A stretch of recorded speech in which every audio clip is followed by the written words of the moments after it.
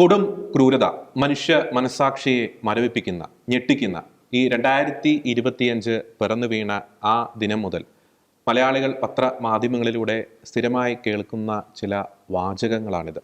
കഴിഞ്ഞ കുറേ വർഷങ്ങൾ, പ്രത്യേകിച്ച് ഈ കോവിഡിന് ശേഷമുള്ള ഒരു കാലഘട്ടം, ഏറ്റവും പ്രത്യേകിച്ച് ഈ 2024-25 ആ ഒരു വർഷം ഒക്കെ എടുത്ത് പരിശോധിച്ച് നോക്കുമ്പോൾ അതിഭീകരമായ വിധത്തിൽ കേരളത്തിൽ കുറ്റകൃത്യങ്ങൾ വർദ്ധിക്കുന്നു. കൂടപ്പിറപ്പുകളെ കണ്ണിൽ ചോരയില്ലാതെ കൊലപ്പെടുത്തുന്ന കുറ്റവാളികളുടെ ഇടമായി കേരളം മാറിക്കൊണ്ടിരിക്കുന്നു. എന്താണ് ഇതിന് പിന്നിലുള്ള യഥാർത്ഥ കാരണങ്ങൾ?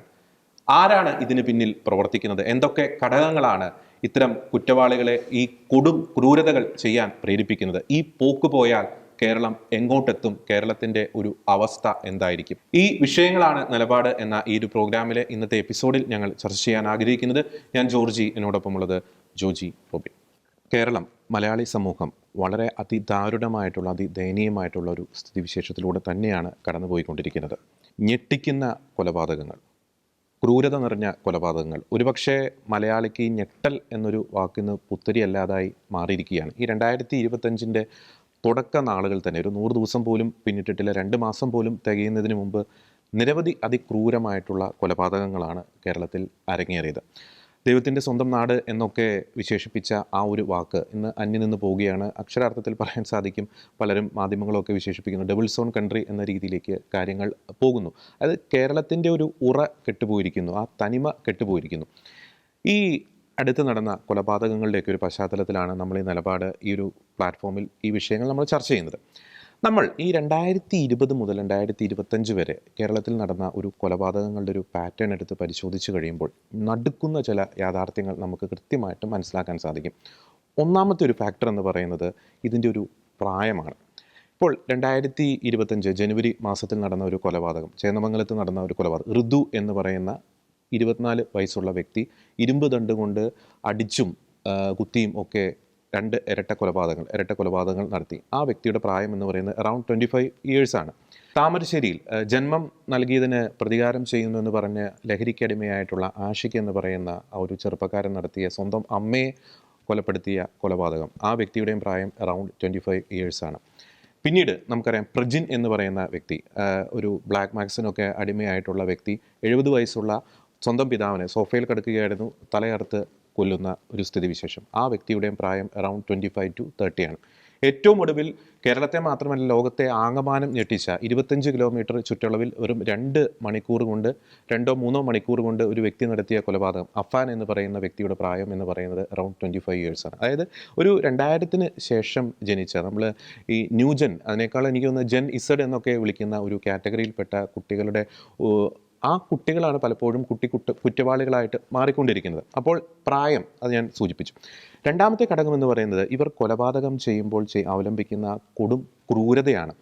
അതായത് നമുക്കത് ഒരിക്കലും അത് ഡീറ്റെയിൽ ആയിട്ട് പറയാൻ സാധിക്കുകയില്ല. സാധാരണ പണ്ട് കാലത്തൊക്കെ കൊലപാതകം എന്ന് പറഞ്ഞാൽ ചിലപ്പോൾ ഒരു വികാരാവേശത്തിൻ്റെ പുറത്ത് കത്തി കൊണ്ട് കുത്തുന്നു, മരണപ്പെടുന്നു. ഇതങ്ങനെയല്ല. മരണപ്പെട്ടിട്ടും ആ മൃതദേഹത്തെ തന്നെ ഇടിച്ചും കുത്തിയും ഒക്കെ നമുക്ക് പറയാൻ സാധിക്കില്ല. കൊടും ക്രൂരത, നമുക്ക് ചിന്തിക്കാവുന്നതിൽ അപ്പുറമായിട്ടുള്ള ക്രൂരത അരങ്ങേറുന്നു. മൂന്നാമത്തെ പ്രധാനപ്പെട്ട കാര്യമാണ്, ഞെട്ടിക്കുന്ന ഒരു യാഥാർത്ഥ്യമാണ് ഗാർഹികമായിട്ടുള്ള കൊലപാതകങ്ങൾ. നമുക്കറിയാം, നമ്മുടെ വീട് എന്നൊക്കെ പറയുന്ന ഏതൊരു വ്യക്തിയുടെയും, അമ്മയുടെ ഗർഭപാത്രത്തിന് ശേഷം ഒരു വ്യക്തിയുടെ ഒരു കംഫോർട്ട് സോൺ, ഒരു സേഫ് സോൺ എന്ന് പറയുന്നത് സ്വന്തം ഭവനമാണ്. പക്ഷേ സ്വന്തം ഭവനങ്ങൾ അല്ലെങ്കിൽ ഭവനങ്ങൾ ഇന്ന് കൊലക്കളങ്ങളായി മാറുന്നു. മക്കൾ മാതാപിതാക്കളെ കൊല്ലുന്നു. സ്വന്തമെന്ന് നോക്കാതെ, അല്ലെങ്കിൽ സ്വന്തം ചോരയെന്ന് നോക്കാതെ, സ്വന്തം അമ്മയെന്ന് നോക്കാതെ, സ്വന്തം അപ്പനെന്നോ നോക്കാതെ കൊടും കൊലപാതകങ്ങൾ അരങ്ങേറിക്കൊണ്ടിരിക്കുന്ന അതിദാരുണമായ സ്ഥിതിവിശേഷം. മൂന്നാമത്തെ പ്രധാനപ്പെട്ട ഒരു പാറ്റേൺ നമുക്ക് കാണാൻ സാധിക്കുന്നത്, ഈ കൊലപാതകം ചെയ്ത് കഴിഞ്ഞിട്ട് ഈ വ്യക്തികളുടെയൊക്കെ ഒരു മാനസിക നില. ഈ അഫാൻ എന്ന് പറയുന്ന വ്യക്തി ഈ 5 കൊലപാതകങ്ങൾ നടത്തിയിട്ട്, അത് സ്വന്തം കൂടപ്പുറപ്പുകളെയാണ് കൊന്നൊടുക്കിയത്. കൂളായിട്ട് പോലീസ് സ്റ്റേഷനിൽ ചെന്ന് പറയുകയാണ്, ഞാൻ 5 പേരെ കൊലപ്പെടുത്തി. വളരെ കൂളായിട്ട് ചെന്ന് പറയുകയാണ്. ഇത് തന്നെയാണ് എല്ലാ പല കൊലപാതകങ്ങളും സംഭവിക്കുന്നത്. ഈ ചേന്നമംഗലത്ത് നടന്ന കൊലപാതകത്തിൽ ഋതു എന്ന് പറയുന്ന വ്യക്തി പറയുന്ന, കൊല നടത്തിയതിന് ശേഷം പറയുന്നു, ഞാൻ പക വീട്ടി. യാതൊരു കുറ്റബോധമോ യാതൊരു പശ്ചാത്താപമോ ഈ പറയുന്ന വ്യക്തികൾക്കില്ല. പണ്ട് നമുക്കറിയാം ദൃശ്യൻ മോഡൽ കൊലപാതകം വളരെയധികം ഫേമസ് ആയതാണ്. അതായത് ഒരു കൊലപാതകം നടത്തി ആ വ്യക്തി പലപ്പോഴും ചെയ്യാൻ ശ്രമിക്കുന്നത് തെളിവ് നശിപ്പിക്കുക, അല്ലെങ്കിൽ അന്വേഷണം വഴിതിരിച്ചു വിടുക. പക്ഷേ ഇന്ന് കൊലപാതകം നടത്തിയ ഒരു ഹീറോ പരിവേഷത്തോടെ പോലീസ് സ്റ്റേഷനിൽ പോയി കീഴടങ്ങുന്ന ഒരു സ്ഥിതിയിലേക്ക് കാര്യങ്ങൾ പോകുന്നു. അപ്പോൾ അക്ഷരാർത്ഥത്തിൽ നമ്മുടെ യുവജനങ്ങളുടെ അല്ലെങ്കിൽ വളർന്നു വരുന്ന തലമുറയുടെ ഒരു അവസ്ഥ എന്ന് പറയുന്നത് അതിദയനീയമാണ്. ഇനി ഞാനിത് പറയാനുള്ള കാരണം നമ്മുടെ ഈ പറയുന്ന കുറ്റകൃത്യങ്ങളുടെ ഒരു പാറ്റേൺ ആണ് സൂചിപ്പിച്ചത്. അതിൻ്റെ ഒരു കോമൺ ആയിട്ടുള്ള പല ഫാക്ടേഴ്സിൻ്റെ അകത്ത് വരുന്നുണ്ട്. ഇനി നമ്മൾ ചർച്ച മുന്നോട്ട് കൊണ്ടുപോകേണ്ടത് ഇതിന് കാരണമാകുന്ന പല ഘടകങ്ങളുണ്ട്. സിനിമയുണ്ട്, ലഹരിയുണ്ട്, ഒപ്പം തന്നെ നമുക്കറിയാം മാധ്യമങ്ങളുടെ ഒരു സ്വാധീനമുണ്ട്. ഈ ബ്ലാക്ക് മാസ് പോലെ അത് പലപ്പോഴും ഈ മാധ്യമങ്ങൾ ചർച്ച ചെയ്യാത്തൊരു മേഖലയാണ്. പലപ്പോഴും അത്തരത്തിൽ ഞാൻ നേരത്തെ സൂചിപ്പിച്ച പ്രജിൻ്റെയൊക്കെ കേസാണെങ്കിൽ ബ്ലാക്ക് മാസ്, പക്ഷേ മാധ്യമങ്ങൾ പലപ്പോഴും റിപ്പോർട്ട് ചെയ്യുന്ന അന്ധവിശ്വാസം. എനിക്ക് തോന്നുന്നു 7-8 വർഷം മുമ്പാണ് ട്രിവാൻഡ്രത്ത് ഒരു വ്യക്തി, അവരുടെ പേര് ഞാൻ വിട്ടുപോയി, സ്വന്തം കുടുംബത്തിൽപ്പെട്ടവരെ കൊന്നൊടുക്കിയത്. ആ വ്യക്തിയും ഈ പറയുന്ന ബ്ലാക്ക് മാസിന് അടിമപ്പെട്ടതായിരുന്നു. പക്ഷേ ബ്ലാക്ക് മാസ് അല്ലെങ്കിൽ ഒരു സാത്താൻ ആരാധന എന്നൊരു വാക്ക് ഉച്ചരിക്കാൻ മാധ്യമങ്ങൾ ഭയപ്പെടുന്നുണ്ട്. ഒരു അന്ധവിശ്വാസം എന്ന രീതിയിലേക്ക് പോകുന്നു. നാലാമത്തെ പ്രധാനപ്പെട്ട ഒരു ഫാക്ടറാണ് ഈ ധാർമ്മിക മൂല്യങ്ങളിൽ നിന്നുള്ള ഒരു അപജയം. അപ്പോൾ ആദ്യത്തെ ഒരു ഫാക്ടർ ഡിസ്കസ് ചെയ്യാമെന്ന് എനിക്ക് തോന്നുന്നു ജോജി. ഈ മാധ്യമങ്ങൾ പലപ്പോഴും ഈ ധാർമ്മികത പറയുന്നവരെ, സദാചാരം പറയുന്ന മാധ്യമങ്ങളല്ല, ന്യൂജൻ മീഡിയാസ്, പലപ്പോഴും ഇൻസ്റ്റാഗ്രാം റീൽസ് ആയിക്കോട്ടെ, ഈ യൂത്തിന് മുമ്പിൽ അവതരിപ്പിക്കുന്ന ഒരു പിക്ചറുണ്ട്. ഈ ധാർമ്മികത പറയുന്നവർ, സദാചാരം പറയുന്ന ഒരു തന്തവൈബ്, അത് ഭയങ്കര എന്തൊരു കോമാളിയായിട്ട്, നല്ല കാര്യങ്ങൾ പറഞ്ഞു കൊടുക്കുന്നവരെ ഒരു കോമാളിയായിട്ട് ചിത്രീകരിക്കുന്ന രീതിയിലേക്ക് കാര്യങ്ങൾ പോകുന്നു. രണ്ടാമത്തെ പ്രധാനപ്പെട്ട കാര്യം സിനിമകളിലൂടെ സംഭവിക്കുന്ന വലിയൊരു അപജയമാണ്. അതായത് ധാർമ്മികത പറഞ്ഞു കൊടുക്കുന്ന, മൂല്യങ്ങൾ പറഞ്ഞു കൊടുക്കുന്ന മതവിശ്വാസത്തെ അകറ്റി നിർത്തുക, അല്ലെങ്കിൽ അതിനെ ചവിട്ടി പുറത്താക്കുക, അതിനോടൊരു എതിർ മനോഭാവം, ഒരു റിബല്യസ് സ്വഭാവം വരത്തക്ക രീതിയിൽ അത്തരം കാര്യങ്ങൾ, അത് ഏത് വിശ്വാസമായിക്കോട്ടെ, ക്രിസ്തു മതമായിക്കോട്ടെ, ഹൈന്ദവ മതമായിക്കോട്ടെ, മുസ്ലിം മതമായിക്കോട്ടെ, ആ രീതിയിലുള്ളൊരു പ്രൊജക്ഷൻ, ആ രീതിയിലുള്ളൊരു പിക്ചറൈസേഷൻ ഈ യുവജനങ്ങളുടെ ഇടയിൽ ആ രീതിയിൽ അവർ ചിത്രീകരിക്കുന്നു. അപ്പോൾ ഇത്തരം കാര്യങ്ങൾ വലിയൊരു ഘടകമല്ല. നമുക്ക് ഏത് സമൂഹത്തെയും അതിനെ ഊട്ടിയുറപ്പിക്കുന്ന, അതിനെ പിടിച്ചു നിർത്തുന്ന, സാഹോദര്യത്തിൽ കോർത്തു നിൽക്കുന്നതിൽ ധാർമ്മിക മൂല്യങ്ങൾക്ക്, മതവിശ്വാസത്തിന് വലിയൊരു പ്രാധാന്യമുണ്ട്. അപ്പോൾ ഈ ഒരു ആംഗിളിലൂടെ ചിന്തിക്കുമ്പോൾ ഈ ഘടകം ഇപ്പോൾ കേരളത്തിൽ വർദ്ധിച്ചു വരുന്ന ഈ കുറ്റകൃത്യങ്ങൾ അതിന് പിന്നിൽ എത്രത്തോളം ഒരു കാരണമായിട്ടുണ്ട്? കേരളത്തെ നമ്മൾ ഗോഡ്സ് ഓൺ കൺട്രി എന്ന് വിളിക്കുമ്പോൾ അതിൻ്റെ പുറകിൽ ഒരുപാട് കാരണമുണ്ടായിരുന്നു. കാരണം കേരള സമൂഹം, അല്ലെങ്കിൽ ഈ കേരളത്തിലെ ജനങ്ങൾ, അല്ലെങ്കിൽ അവരുടെ ഒരു സംസ്കാരം, ഒരു ബിഹേവിയർ പാറ്റേൺ, അങ്ങനെ ഈ ഒരു മേഖലയിലെല്ലാം ശരിക്ക് ഇന്ന് ലോകത്തിന് തന്നെ മാതൃകയാകുന്ന രീതിയിൽ വളരെ വളരെ നന്മ നിറഞ്ഞ, അല്ലെങ്കിൽ വലിയ ആതിഥ്യ മര്യാദ നിറഞ്ഞ, അല്ലെങ്കിൽ ഒരു വലിയ സ്നേഹം നിറഞ്ഞ, അല്ലെങ്കിൽ എല്ലാവരെയും വളരെ കാര്യത്തോടെ ഉൾക്കൊള്ളുന്ന ആ രീതിയിലുള്ള ഒരു പെരുമാറ്റ ശൈലി ഉണ്ടായിരുന്നു. അല്ല, നമ്മുടെ സമൂഹം തന്നെ ഒരു കെട്ടുറപ്പുള്ളതായിരുന്നു. എന്നാൽ നമ്മൾ കാണുന്നുണ്ട് ഇപ്പോൾ ഈ പുതിയ ആ ഒരു കാലഘട്ടങ്ങളിൽ ഇതെല്ലാം വലിയ മാറ്റം വന്നുകൊണ്ടിരിക്കുകയാണ്. ലോകത്തിന് പുരോഗതി ഉണ്ടാകുന്നു, അത് പിന്നെ സമൂഹങ്ങളെ ബാധിക്കുന്നു, കുടുംബങ്ങളെ ബാധിക്കുന്നു, വ്യക്തികളെ ബാധിക്കുന്നു.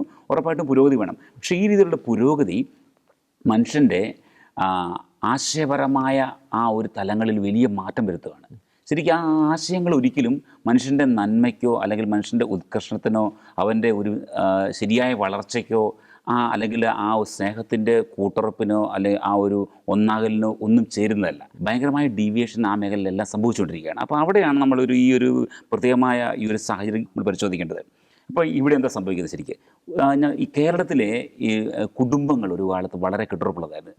എന്നാൽ ഇന്ന് ആ കുടുംബങ്ങളെല്ലാം വളരെ ശിഥിലമായിക്കൊണ്ടിരിക്കുകയാണ്. ഇന്നിപ്പം കുടുംബ ബന്ധങ്ങൾക്ക് തന്നെ വലിയ പ്രാധാന്യമില്ലാത്ത അവസ്ഥ, അല്ലെങ്കിൽ കുടുംബങ്ങളിൽ ഒരു ഭയങ്കരമായ രീതിയിലുള്ള അരാജകത്വം, ഒരു സ്നേഹമില്ലാത്ത അവസ്ഥ, സുരക്ഷിതമില്ലാത്ത അവസ്ഥ. ഇവിടെ ജോർജ് പറഞ്ഞതുപോലെ അമ്മയുടെ ആ ഒരു ഗർഭാശയത്തിന് ശേഷം ഏറ്റവും സുരക്ഷിതത്വം നൽകേണ്ട, അല്ലെങ്കിൽ നമുക്കൊരു ആശ്രയമായി മാറേണ്ട, എപ്പോഴും ഓടിച്ചെല്ലാൻ സാധിക്കുന്ന അത്തരം കുടുംബങ്ങളിൽ തന്നെ ഇന്നിപ്പം ഭീതിയാണ് ശരിക്കും.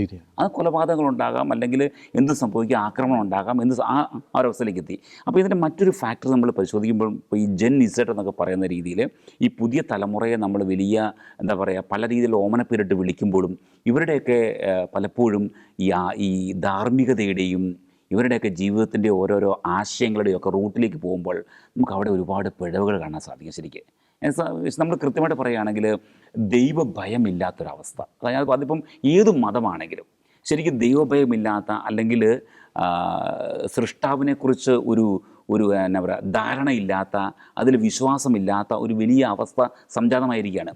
ഈ ദൈവഭയമില്ലാത്തത് കാരണമാണ് എന്തു ചെയ്യാനും ഇപ്പോൾ ആർക്കും ഒരു മടിയുമില്ല. നമ്മൾ പണ്ടെന്ന് നമ്മൾ കേട്ടിട്ടില്ലാത്ത രീതിയിൽ ക്രൂര കൊലപാതകങ്ങൾ, അതോ നമ്മുടെ മനസാക്ഷിയെ ഞടുക്കുന്ന രീതിയിൽ. ഞാൻ ജസ്റ്റ് ഒരു സംഭവം ഓർക്കുകയാണ്. ഇപ്പോൾ ഈ കൂട്ടുകാർക്കിടയിൽ തന്നെ, പണ്ടൊക്കെ കൂട്ടുകാർക്കിടയിൽ അങ്ങോട്ടും ഇങ്ങോട്ടും ചെറിയ സംസാരവും കളിയാക്കലൊക്കെ ആയിരുന്നു. നമ്മൾ ഈയിടെ കോട്ടയം മെഡിക്കൽ കോളേജിലെ ആ ഒരു വിദ്യാർത്ഥിയോട് ചെയ്ത ക്രൂരത, അതൊക്കെ എങ്ങനെ നമുക്കൊരു ആനന്ദമായിട്ട് നമുക്ക് സ്വീകരിക്കാൻ സാധിക്കും, അല്ലെങ്കിൽ അതൊക്കെ എങ്ങനെ നമുക്ക് എൻജോയ് ചെയ്യാൻ സാധിക്കും? ആ രീതിയിൽ ഇത്തരം ഒരു എന്താ പറയുക, ഈ ന്യൂ ജെന്നിൻ്റെ അല്ലെങ്കിൽ ജെൻ ഇസഡിൻ്റെ മനസാക്ഷി മരവിച്ചു പോകുന്ന അവസ്ഥയാണ് പറയുന്നത്. അവിടെ മനസ്സിലാക്കാം. അപ്പം പണ്ടൊക്കെ ശരിക്കും ഒരു അടിയും പിടിയും ഉണ്ടായി കഴിഞ്ഞാൽ തന്നെ അവർക്കൊരു കുറ്റബോധം ഉണ്ടായിരുന്നു, കാരണം അവർക്കൊരു ദൈവവിചാരം ഉണ്ടായിരുന്നു. മനസ്സിലാക്കണം. എന്നാൽ ഈ ഇപ്പോൾ ശരിക്ക് അത് നമ്മൾ ഏത് മതവിശ്വാസത്തിനാണെങ്കിലും ദൈവത്തിനെ മനഃപൂർവ്വം തങ്ങളുടെ ജീവിതങ്ങളിൽ നിന്ന് ഒഴിവാക്കുന്നൊരവസ്ഥ, അതാണ് ശരിക്കും. അല്ലെങ്കിൽ ആ രീതിയിലുള്ള പ്രത്യയശാസ്ത്രങ്ങൾ, പഠനങ്ങൾ, ആശയങ്ങൾ ഉയർന്നു വന്നതോടെയാണ് ജോർജ് ഇതിൻ്റെ എല്ലാം തുടക്കം എന്ന് പറയുന്നത്, ഏത് മതവിശ്വാസത്തിലാണെങ്കിലും. അപ്പോൾ ആ രീതിയിലുള്ള ആശയങ്ങൾ ഉയർന്നു വരാൻ പല പല ഘടകങ്ങളുണ്ട് ശരിക്കും. അതിനിപ്പോൾ ജോർജ് ഇവിടെ പറഞ്ഞു, അത് സിനിമയാകാം, അല്ലെങ്കിൽ സാഹിത്യമാകാം, അതുമല്ലെങ്കിൽ മറ്റുള്ള നെറ്റിൻ്റെ നമ്മുടെ ആ ഒരു മേഖലയിലുള്ള ഒരു ഭയങ്കരമായ സോഷ്യൽ മീഡിയയുടെ ഭയങ്കരമായ ഡെവലപ്മെൻ്റ് ആകാം, അതുമല്ലെങ്കിൽ ശരിക്കും ലഹരിയുടെ ഉപയോഗം പല രീതിയിൽ. ഇപ്പം ഞാനൊരു മറ്റൊരു പോയിന്റിലേക്ക് കൊണ്ട് ചേർന്ന് വരികയാണ്. ഇപ്പോൾ ഈ ലഹരിയുടെ ഉപയോഗങ്ങൾ അത് മനസ്സിലാക്കണം. അത് ലഹരി ഉപയോഗിച്ച് കഴിഞ്ഞാൽ പിന്നെ നമ്മൾ എന്താ ചെയ്യുന്നതിന് നമുക്ക് യാതൊരു ബോധവുമില്ല. അതാണ്. അപ്പോൾ ഈ ലഹരി ഉപയോഗത്തെക്കുറിച്ചും അല്ലെങ്കിൽ ഇതിൻ്റെ ഒരു വലിയ വ്യാപനത്തെക്കുറിച്ചൊക്കെ കേരളത്തിൽ പലരും മുന്നറിയിപ്പ് കൊടുത്തു കഴിഞ്ഞപ്പോൾ അതിനെയൊക്കെ നിസ്സാരമായി പുച്ഛിച്ച് തള്ളിയവർ ഇന്നിപ്പം അതേ കാര്യം തന്നെ പറയുകയാണ് ശരിക്കും. ഇതിനൊക്കെ കേരളത്തിൽ ഈ രാസലഹരിയുടെ ഉപയോഗം വല്ലാതെ വർദ്ധിക്കുന്നു, ഏത് പാർട്ടികളിലും വല്ലാതെ ലഹരിയുണ്ട്, അതൊക്കെ മനസ്സിലാക്കണം. അപ്പോൾ ഈ അവസാനം നടത്തിയ ആ ഒരു കൊല ചെയ്ത ആളുടെ തന്നെ ജീവിതം നോക്കുമ്പോൾ അയാളുടെ ജീവിതത്തിൽ ഈ ലഹരിയുടെ സാന്നിധ്യം ഉണ്ടായിരുന്നു. ഇങ്ങനെ മറ്റു പലരുടെയും. ഇനി നമ്മൾ ഇവിടെ ജോർജ് പറഞ്ഞ മറ്റൊരു മേഖല ഇതാണ്, ഈ മീഡിയകളൊന്നും അധികം മനസ്സിലാക്കാത്തതാണോ അല്ലെങ്കിൽ അവരെക്കുറിച്ച് ശ്രദ്ധിക്കാത്തതാണോ മറ്റൊരു മേഖല, ശരിക്കും അതൊരു സാത്താനികമായ ഇടപെടലാണ്, പൈശാചികമായ, അല്ലെങ്കിൽ മനുഷ്യൻ്റെ അവൻ്റെ പ്രവൃത്തിയും ബുദ്ധിയും അവൻ്റെ ചിന്താമട്ടങ്ങളെല്ലാം സ്വാധീനിക്കുന്ന, ബൈബിളിൽ പറയുന്ന പിശാചിൻ്റെ ഒരു വലിയ ആ ഒരു സ്വാധീനം. ഈ പ്രജിൻ നടത്തിയ കൊലപാതകത്തെക്കുറിച്ച് നമ്മൾ ഡീറ്റെയിൽ ആയിട്ട് നോക്കുമ്പോൾ അവൻ്റെ മുറിയിൽ അന്തിക്രിസ്തുവിനെ സംബന്ധിക്കുന്ന പഠനങ്ങളുണ്ടായിരുന്നു. അങ്ങനെ പല രീതിയിലുള്ള ഒരു ഡിമോണിക് ആയിട്ടുള്ള എലമെന്റ്സ് രാത്രികാലങ്ങളിൽ പുറത്തിറങ്ങും. അതെ, വളരെ നിഗൂഢമായിട്ടുള്ള മ്യൂസിക്, അതൊക്കെയാണ്. അതാണ്. അപ്പോൾ ഇങ്ങനെയുള്ള ഒത്തിരി ഡിമോണിക് അല്ലെങ്കിൽ സൈറ്റൻ സെൻറ്റേഡ് ആയിട്ടുള്ള കുറേ എലമെന്റ്സ് കാണാൻ സാധിക്കും. കാരണം ഇതിനെക്കുറിച്ചൊന്നും കാര്യമായിട്ട് ആരും പഠിക്കുക, അവിടെയാണ് നമ്മൾ മനസ്സിലാക്കും. നമ്മുടെ ക്രിസ്തീയ വിശ്വാസത്തിൽ നമ്മളതിനെക്കുറിച്ച് ഇത് പറയുകയാണെങ്കിൽ പറയാൻ സാധിക്കും, നമ്മുടെ കുടുംബങ്ങളുടെ തകർച്ചയ്ക്ക് കാരണം, നമ്മുടെ ചെറുപ്പക്കാരുടെ തകർച്ചയ്ക്ക് കാരണം, നമ്മുടെ ചെറുപ്പക്കാരിൽ നിന്ന് ധാർമ്മികതയും ദൈവവിശ്വാസം അതൊക്കെ നഷ്ടപ്പെട്ടു പോകാൻ കാരണം ശരിക്ക് ക്രിസ്തുവിൻ്റെ പഠനങ്ങളിൽ നിന്നുള്ള ഒരു വലിയ അകൽച്ചയാണിത്. അത് മെല്ലെ ഗ്രാജുവലിയാണ് സംഭവിച്ചത്. ഗ്രാജുവലി നമ്മുടെ കുടുംബങ്ങളിൽ നിന്ന് പ്രാർത്ഥന ഇല്ലെന്നായി, ദൈവവിചാരം ഇല്ലെന്നായി, അല്ലെ ശരിക്ക് അവർക്ക് ആ ഒരു വിശ്വാസത്തിൽ അവരെ ശക്തമായി പരിപോഷിക്കേണ്ടേ, അവരെ ശക്തമായിട്ട് അതിൽ വളർത്തിക്കൊണ്ടുവരേണ്ട ആവശ്യകതയെക്കുറിച്ചുള്ള ആ ഒരു തിരിച്ചറിവില്ലെന്നായി. ഇങ്ങനെ മെല്ലെ ആ സമൂഹം ഇന്ന് കാണുന്നില്ലേ. ഇന്നിപ്പം നമ്മുടെ ചെറുപ്പക്കാരിൽ ഇപ്പം എന്താ പറയുക, ഈ ലഹരിയുടെ ഉപയോഗം അല്ലെ എല്ലാത്തിനും ഉപയോഗം വളരെ കോമൺ ആണ് ശരിക്കും. അപ്പോൾ ഇതിപ്പോൾ ക്രിസ്ത്യാനിറ്റി മാത്രമല്ല, മൊത്തം സമൂഹത്തിൽ അത് ഹിന്ദു ആണെങ്കിലും മുസ്ലിം ആരാണെങ്കിലും ശരിക്കും ഈ രീതിയിലുള്ള എലമെൻറ്റ്സ് ഇവരെല്ലാം സ്വാധീനിക്കുന്നുണ്ട്. അത് കറക്റ്റാണ് ജോജി. കാരണം എന്ന് വെച്ചാൽ ഈ പറയുന്ന നമ്മൾ ഇൻസ്റ്റാഗ്രാം റീൽസ് അതൊക്കെ എടുത്ത് നോക്കുമ്പോൾ ഈ ന്യൂജൻ ഇൻസ്റ്റാഗ്രാം റീൽസ് അത് പ്രാർത്ഥിക്കുന്നവരെ കോമാളികളാക്കുന്നു, അല്ലെങ്കിൽ മതവിശ്വാസത്തെ നിരാകരിക്കുന്നവരെ, അതിനൊരു റിബല്യസ് ആറ്റിറ്റ്യൂഡ് പുലർത്തുന്നവരെ അത് വലിയൊരു ഹീറോ പരിവേഷം, അതിനൊക്കെ കണ്ടമാനം റീച്ച് കിട്ടും. നമുക്കത് അറിഞ്ഞോ അറിയാതെ, ഇപ്പോൾ ജോജി പറഞ്ഞ പോലെ ഗ്രാജുവലിയാണ് വിശ്വാസത്തിൽ നിന്ന് ഇവർ അകറ്റപ്പെടുന്നത്. അതുണ്ടാക്കിയ ഇമ്പാക്റ്റ് എന്ന് പറയുന്നത് വളരെ ഭയാനകമാണ്. ജോർജ്, ഈ ഒരു ചേഞ്ചസ് ഒരു 10-25 വർഷങ്ങളുണ്ടായതാണ് ശരി. ഗ്രാജുവലി മനസ്സിലാക്കണം, ഈ ഒരു സോഷ്യൽ മീഡിയക്കകത്ത് വലിയ സ്വാധീനം ഉണ്ട്. അത് പറയാൻ രക്ഷയില്ലത്. കാരണം അത് മറ്റൊരു ലോകമാണ് ശരിക്കും. നമ്മൾ അങ്ങോട്ട് എൻട്രി ചെയ്യുമ്പം മനസ്സിലാക്കാം. അപ്പോൾ അവിടെ എല്ലാം എന്താ പറയുക, ഒരു നോർമലായിട്ടുള്ള ഒരു സാമൂഹിക അവസ്ഥയെ തികച്ചും തകിടം മറിക്കുന്ന ഒരു അബ്നോർമൽ അവസ്ഥ. അവരതിന് പല ഓമനപ്പേരിട്ട് വിളിക്കാം. പക്ഷേ അതൊന്നും ശരിക്കൊരു കെട്ടുറപ്പുള്ള സമുദായത്തിനോ അല്ലെങ്കിൽ കുടുംബങ്ങൾക്കോ വ്യക്തികൾക്കോ ഒന്നും അങ്ങനെ അപ്രകാരം ജീവിക്കാൻ സാധിക്കുകയില്ല. അപ്പോൾ അവിടെയാണ് കൊലപാതകം യാതൊരു വിഷയമില്ല, രക്തം കണ്ടാൽ യാതൊരു വിഷയമില്ല, കൂളായിട്ട് പോയി പറയുന്നു, അതിൽ യാതൊരു റിപ്പൻറ്റൻസ്, അതിൽ യാതൊരു അവസ്ഥയുമില്ല. അതുപോലെ ഏത് രീതിയിലുള്ള തിന്മ ചെയ്യാനും. ഇപ്പം ധാർമ്മിക മേഖല വെച്ച് നോക്കുകയാണെങ്കിൽ നമുക്ക് ഈ സെക്ഷലായിട്ടുള്ള ആ ഒരു തലങ്ങളിൽ അത് വളരെ എന്താ പറയുക, ഏത് രീതിയിലും തിന്മ ചെയ്യാൻ യാതൊരു മടിയില്ല. തിന്മയുടെ ഒരു വലിയ ഇത്തരത്തിലുള്ള ഈ ഒരു വലിയ അശുദ്ധിയുടെ ലോകം തന്നെയുണ്ട് സോഷ്യൽ മീഡിയയിൽ. അവിടെയൊക്കെ കുടുങ്ങിക്കിടക്കുന്ന അടിമകൾ, ഒരു രീതിയിൽ പറഞ്ഞാൽ അടിമകളായിക്കണം. അത് പോണായിട്ടുള്ള എല്ലാ സീരീസിനുകൾക്ക് അല്ലെങ്കിൽ സൈറ്റുകൾക്ക്, ഇത്തരം രീതിയിലുള്ള വീഡിയോകൾക്കൊക്കെ അടിമകളായി കിടക്കുന്ന ഒരുപാട് പേരെ നമുക്ക് കാണാൻ സാധിക്കും. അപ്പോൾ ഇതെല്ലാം സ്വാധീനിക്കുന്നുണ്ട്. ഇപ്പോൾ ഇങ്ങനെ രീതിയിൽ ഒരു രീതിയിലും വലിയ കലഹത്തിൻ്റെ, ആക്രമത്തിൻ്റെ, കൊലപാതകത്തിൻ്റെ, ക്രൂരതയുടെ, മറ്റു രീതിയിൽ പറയുകയാണെങ്കിൽ ഭയങ്കരമായ രീതിയിലുള്ള അശുദ്ധിയുടെ, വേറെ രീതിയിൽ പറയുകയാണെങ്കിൽ ദൈവവിചാരമില്ലാത്ത അവസ്ഥ, ഇതെല്ലാം കൂടെ കൂടിക്കലർന്ന് നമ്മുടെ സമൂഹത്തെ ആകമായി ശിഥിലമാക്കുകയാണ്. അപ്പോൾ ശരിക്കും കേരളം ഇപ്പോൾ ഒരു ഗോഡ്സ് ഓൺ കൺട്രിയിൽ നിന്ന് മാറി ഡെവിളിൻ്റെ അല്ലെങ്കിൽ പിശാചിൻ്റെ ഒരു പൂർണ്ണ പിടിയുള്ള ഒരു വലിയ സംസ്ഥാനമായി മാറിക്കഴിഞ്ഞെന്ന് പറയാൻ സാധിക്കും. ഇത്തരത്തിലുള്ള ആ ഒരു അവസ്ഥകൾക്ക് ഗവൺമെൻറ് ശ്രദ്ധിക്കേണ്ടതുണ്ട്. മനസ്സിലാക്കണം. ഈ ലഹരിയുടെ ഉപയോഗത്തിന് ശരിക്കും പോലീസ് നോക്കിയാൽ ഇതിനെ ഒരു പരിധിവരെ അമർച്ച ചെയ്യാൻ സാധിക്കും, എന്നാൽ അത് ശ്രമിക്കുന്നില്ല. അപ്പോൾ ജസ്റ്റ് അതിൻ്റെ ക്യാരിയേഴ്സിനെ മാത്രം പിടിച്ച് അതിൻ്റെ റൂട്ടിലേക്ക് അതിൻ്റെ ആരെങ്കിലും ഒന്നും പോകാൻ തയ്യാറാകുന്നില്ല.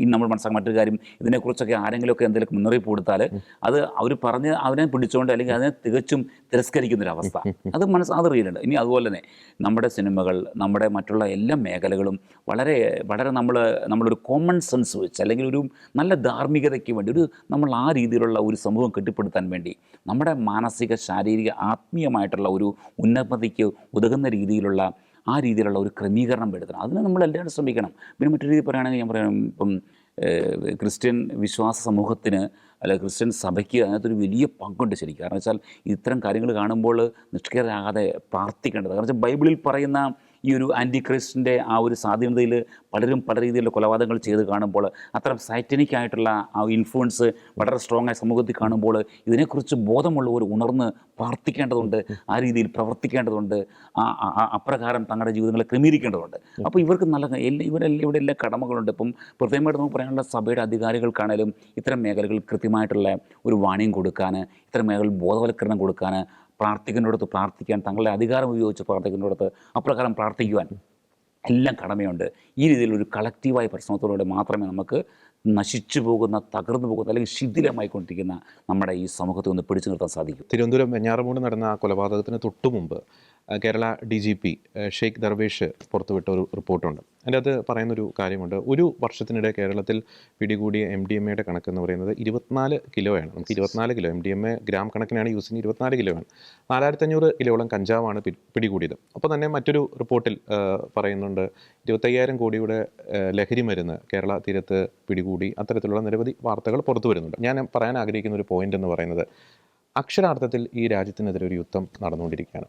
നമ്മുടെ രാജ്യത്തെ സൈനികമായിട്ട് തകർക്കുവാൻ തീർച്ചയായിട്ടും ഇപ്പോൾ സാധിക്കില്ല. കാരണം ഇന്ത്യ പ്രതിരോധ മേഖലയിൽ വളരെയധികം ഉന്നതിയിലെത്തിയിരിക്കുന്നു.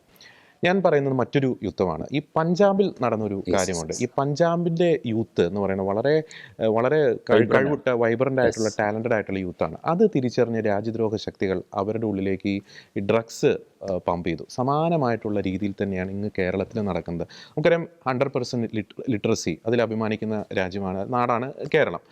കേരളത്തിൻ്റെ യൂത്തിനെ കുറിച്ചൊക്കെ വളരെയധികം പ്രതീക്ഷകളുണ്ട്. വളരെയധികം ഹോപ്പ്ഫുള്ളായിട്ടുള്ള യൂത്ത് എന്ന രീതിയിലായിരുന്നു ഒരു ധാരണയും നമുക്കുണ്ടായിരുന്നത്. പക്ഷേ ആ കേരളത്തെ തകർക്കുവാൻ ഒരു യുദ്ധം നടന്നുകൊണ്ടിരിക്കുന്നുണ്ട്. അത് ഡ്രഗ്സിൻ്റെ രൂപത്തിൽ, ഈ സിനിമയിലൂടെ ഈ അധാർമികതയെ പ്രോത്സാഹിപ്പിക്കുന്ന രൂപത്തിൽ, ഈ മതവിശ്വാസത്തെ നിരാകരിക്കുന്ന രൂപത്തിൽ, സാമൂഹ്യ മാധ്യമങ്ങളിലൂടെ ധാർമ്മികതയൊക്കെ പുച്ഛിക്കുന്ന രൂപത്തിൽ അക്ഷരാർത്ഥത്തിൽ ഒരു രാജ്യദ്രോഹപരമായിട്ടുള്ള പ്രവൃത്തി തന്നെയാണ് നടക്കുന്നത്. കാരണം ഇങ്ങനെ യൂത്ത് പോയി കഴിഞ്ഞാൽ കേരളമില്ല, ഭാവിയില്ല, ഈ നാടിന് ഭാവിയില്ല. അപ്പോൾ ഈ രാജ്യത്തെ തകർക്കുക എന്ന ലക്ഷ്യത്തോടെ രാജ്യദ്രോഹ ശക്തികൾ നടത്തുന്നതാണ്. അത് ഡ്രഗ്സിൻ്റെ രൂപത്തിലായിക്കോട്ടെ, മാധ്യമങ്ങളിലൂടെ ആയിക്കോട്ടെ, സിനിമകളിലൂടെ കൂടെ ആയിക്കോട്ടെ, ഈ പറയുന്ന ബ്ലാക്ക് മാസ്, അത്തരം നീക്കങ്ങളിലൂടെ ആയിക്കോട്ടെ ഒരു രാജ്യദ്രോഹപരമായിട്ടുള്ള പ്രവൃത്തിയാണ് നടക്കുന്നത്. അപ്പോൾ റോബിൻ, നമുക്ക് ഈ ലഹരിയുടെ ഒരു ആസ്പെക്റ്റിലേക്ക് നമുക്കൊന്ന് പരിശോധിക്കാം.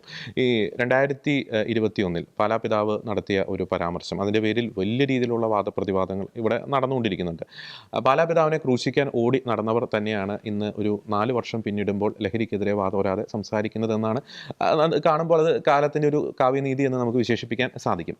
അപ്പോൾ ഈ ലഹരിയുടെ ഫാക്ടർ അവിടെ കിടക്കുന്നത്, എങ്ങനെയാണ് നമ്മുടെ യൂത്ത് ഇത്രത്തോളം ക്രൂരമായിട്ടുള്ള ഒരു മനസ്സിൻ്റെ ഉടമയായിട്ട് പലരും മാറുന്നത്? ഒരു നിസ്സംഗത മനോഭാവം, ഒരു ചോര, നമുക്കറിയാം ഒരു കോഴിയുടെ തല പോലും പെട്ടെന്ന് നമുക്ക് കൈ വിറയ്ക്കും. കാരണം ആ രീതിയാണ്. പക്ഷേ ഈ കൂടപ്പിറപ്പുകളെ വെട്ടുമ്പോൾ, കൊന്നെടുക്കുമ്പോൾ, ചുറ്റിക കൊണ്ട് ഒക്കെ അടിക്കുമ്പോൾ ഇവരുടെ കൈ വിറയ്ക്കുന്നില്ല, മനസ്സറയ്ക്കുന്നില്ല. എന്തുകൊണ്ട് ഇങ്ങനെ സംഭവിക്കും?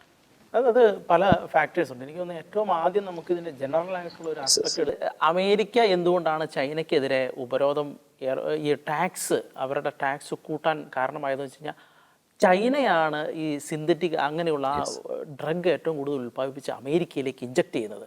അത് അവിടെ വലിയ പ്രശ്നങ്ങളാണ് അവിടെ ഉണ്ടാക്കിക്കൊണ്ടിരുന്നത്. അടിസ്ഥാന ലെവലിൽ തന്നെ വലിയ പ്രശ്നങ്ങൾ ഉണ്ടാക്കുന്നു എന്ന് പല പ്രാവശ്യം അമേരിക്ക പറഞ്ഞു. അത് നിർത്തണം എന്നാണ് പറഞ്ഞത്. അപ്പോൾ ആ ഒരു ഡ്രഗ് നമ്മുടെ ചൈനയെ പ്രോത്സാഹിപ്പിക്കുന്ന നമ്മുടെ ഇടതുപക്ഷം എത്രത്തോളം ഇങ്ങോട്ട് എത്തിക്കുന്നുണ്ട് എന്നുള്ളത് ഒരു വസ്തുത.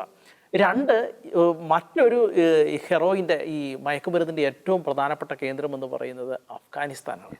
അഫ്ഗാനിസ്ഥാനിൽ ഉണ്ടാക്കുന്ന ആ മയക്കുമരുന്ന് തീവ്രവാദ പ്രവർത്തനങ്ങൾക്ക് ഉപയോഗിക്കുന്നു. നമ്മുടെ ഇവിടുത്തെ ഇസ്ലാമിസ്റ്റുകൾ എത്രത്തോളം അതിനെ പ്രോത്സാഹിപ്പിക്കുന്നു എന്നുള്ളത് ഈ ഡ്രഗിനെ കുറിച്ച് നമ്മൾ പറയുമ്പോൾ കൃത്യമായിട്ട് നമ്മൾ അങ്ങനെ ഈ രണ്ട് വശങ്ങൾ നമ്മൾ പരിശോധിക്കേണ്ടതുണ്ട്. അപ്പോഴാണ് പാലാപിതാവ് പറഞ്ഞ വസ്തുതകളൊക്കെ നമ്മൾ പല ഉദാഹരണങ്ങളുണ്ട് നമുക്ക്.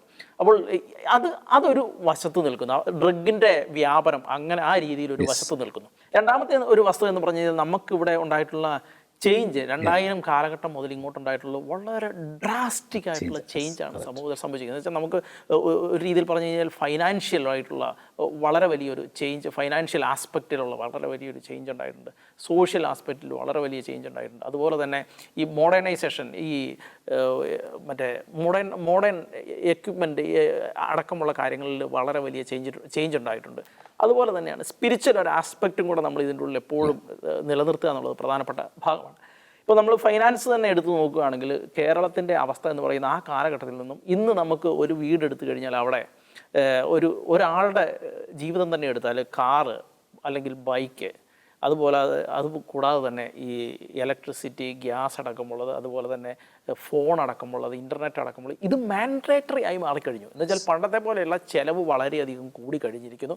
ആ ചിലവിന് അനുസരിച്ച് നമുക്ക് ഇവിടെ പണം ഉണ്ടാക്കാനുള്ള മാർഗങ്ങളുണ്ടോ, ആ രീതിയിൽ നമുക്ക് മുന്നോട്ട് പോകാനുള്ള സാധ്യതകളുണ്ടോ എന്നുള്ളത് ഒരു പ്രധാനപ്പെട്ട വസ്തുതയാണ്. അപ്പോൾ ഒരു ഫൈനാൻഷ്യൽ ക്രൈസിസ് ജനങ്ങൾ നേരിടുന്നുണ്ട്, അതെല്ലാവരിലും അതിൻ്റെ ഒരു ഇമ്പാക്റ്റ് എല്ലാവരിലും ഉണ്ട് എന്നുള്ളൊരു വസ്തുതയുണ്ട്. രണ്ടാമത്തെ ഒരു ആസ്പെക്ട്, സോഷ്യൽ ആയിട്ടുള്ള ആസ്പെക്ട് നമ്മൾ എടുത്തു നോക്കുകയാണെങ്കിൽ നമ്മുടെ സോഷ്യൽ ആസ്പെക്ട് ഇന്ന് പണ്ടത്തേനെ കഴിഞ്ഞും വളരെ മോശമായി കഴിഞ്ഞിട്ടുണ്ട്. മോശമായി ഇൻ ദ സെൻസ് എന്ന് വെച്ചാൽ ഇന്ന് മാതാപിതാക്കൾക്ക് കുട്ടികളെ കൺട്രോൾ ചെയ്യുന്നതിനും അപ്പുറത്താണ് അവരുടെ സാധ്യതകൾ എന്ന് പറയുന്നത്. അതുപോലെ തന്നെ നമ്മുടെ ഇപ്പോഴത്തെ പൊളിറ്റിക്കലായിട്ടുള്ള ഒരു അറ്റ്മോസ്ഫിയർ എടുത്തു നോക്കുകയാണ്. ഇപ്പം നമ്മൾ ഏറ്റവും നിസ്സാരം ചുരുക്കം എടുത്തു കഴിഞ്ഞാൽ ആ സിദ്ധാർത്ഥൻ്റെ മരണത്തിന് ശേഷം എന്താണ് സംഭവിച്ചത്? സിദ്ധാർത്ഥനെ അത്ര ക്രൂരമായി കൊന്നതിന് ശേഷം ആ കൊന്ന മനുഷ്യർ ഒരു രാഷ്ട്രീയ പ്രസ്ഥാനത്തിൻ്റെ പിൻബലത്തോടെ പുറത്തിറങ്ങുകയും വേണമെങ്കിൽ പഠിക്കാൻ പോകാം, എന്ത് വേണമെങ്കിലും ചെയ്യാവുന്ന രീതിയിലേക്ക് ഒരു സ്വാതന്ത്ര്യത്തിലേക്ക് പ്രവേശിക്കുകയും ചെയ്യുന്ന സാഹചര്യം ഉണ്ടാകുന്നു. എല്ലാ കാര്യത്തിലും ഇത് തന്നെ സംഭവിക്കുന്നു. എല്ലാ കാര്യത്തിലും ഇതുപോലുള്ള എന്ന് വെച്ചാൽ നമ്മുടെ സോഷ്യൽ അറ്റ്മോസ്ഫിയർ മാറിക്കഴിഞ്ഞു. നമ്മുടെ കുട്ടികളെ ഇപ്പോൾ കുടുംബത്തിരുന്ന് മാത്രം നിയന്ത്രിക്കാൻ പറ്റുന്ന ഒരു, മാതാപിതാക്കളെ മാത്രം കുറ്റം പറയാൻ പറ്റാത്തൊരു സാഹചര്യം. ഇപ്പം ഒരു കുട്ടി ലഹരി ഉപയോഗിച്ചു, അവൻ ലഹരി ഉപയോഗിച്ചെന്ന് പറഞ്ഞാൽ അവനെ ലഹരി ഉപയോഗിക്കാതെ വീട്ടിൽ മാറ്റി നിർത്തി കഴിഞ്ഞിട്ടുണ്ടെങ്കിൽ ലഹരി ഉപയോഗിക്കുന്നവർ വീട്ടിൽ വന്ന് അപ്പനെയും അമ്മേനും തല്ലി അവനെ പിടിച്ചിറക്കിക്കൊണ്ട് പോകുന്ന അവസ്ഥയിലേക്ക്, അത്ര സുരക്ഷിതമല്ലാത്ത ഒരവസ്ഥയിലേക്ക് സമൂഹം മാറിക്കഴിഞ്ഞു. ആ വീടിൻ്റെ ചുറ്റുവട്ടത്ത് ഏതെങ്കിലും ലഹരി കൂട്ടങ്ങൾ ഉണ്ടാകുന്ന സാഹചര്യം ഉണ്ടെങ്കിൽ അവരെ ഒന്ന് ചോദ്യം ചെയ്തു കഴിഞ്ഞാൽ പിന്നെ ആ നാട്ടിൽ ജീവിക്കാൻ പറ്റാത്ത അവസ്ഥ കേരളത്തിലുടനീളം സംജാതമാകുന്നു. സോഷ്യൽ ആസ്പെക്റ്റ് വളരെയധികം തകർന്ന അവസ്ഥയിലേക്ക് എത്തിയിരിക്കുന്ന ഒരു സാഹചര്യമുണ്ട്. ഇനി നമുക്ക് ഇപ്പോൾ ഒരു മോഡേൺ ആസ്പെക്റ്റിലേക്ക് വരികയാണെങ്കിൽ ഇന്നത്തെ ഇൻ്റർനെറ്റ് അടക്കമുള്ള കാര്യങ്ങൾ ഇപ്പോൾ പഴയ ആളുകൾക്ക് അതിനെ എത്രത്തോളം കൗണ്ടർ ചെയ്യണമെന്ന് അറിയില്ല. ഇന്ന് നമുക്ക് നമ്മുടെ വീട്ടിലെത്തും മയക്കുമരുന്ന്, ലോകത്തിൻ്റെ ഏത് ഭാഗത്തു നിന്നും വീട്ടിലെത്തും മയക്കുമരുന്ന് ഇന്ന്.